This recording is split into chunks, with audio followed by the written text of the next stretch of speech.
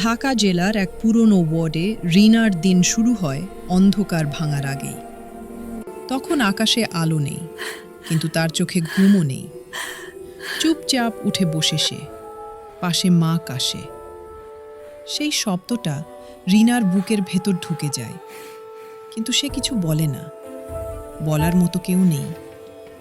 রান্নাঘরে ঢুকেই সে চুলায় আগুন জ্বালায়। আগুনের আলোয় তার মুখটা একটু উজ্জ্বল হয়, কিন্তু চোখে ক্লান্তির ছাপ লুকায় না। পেঁয়াজ কাটতে কাটতে চোখে জল আসে। কেউ জানে না এই জল পেঁয়াজের জন্য না, জীবনের জন্য। খুব যত্ন করে রান্না করে। ভাত যেন ঝরঝরে হয়, তরকারিতে যেন স্বাদ থাকে।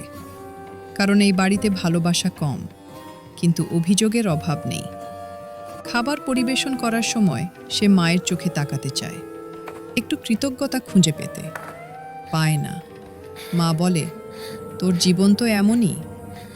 এই কথাটা রিনার বুকের ওপর পাথরের মতো বসে যায়। ভাইটা টেবিলে বসে ফোন দেখে। দাদু খাবারের থালা ঠেলে দেয়। এটা খাওয়া যায়? রিনা মাথা নিচু করে থাকে। কথা বললে চোখ ভিজে যাবে। এক অফিসে বসে সে কাজ করে, কিন্তু মনটা বারবার রান্নাঘরের দিকে ফিরে যায়। 2 বছরের কথায় মাথা নাড়ে, কিন্তু কানে বাজে দাদুর অভিযোগ, মায়ের অসন্তোষ। কেউ বোঝে না সে ভেঙে পড়লে পুরো ঘরটাই ভেঙে পড়বে।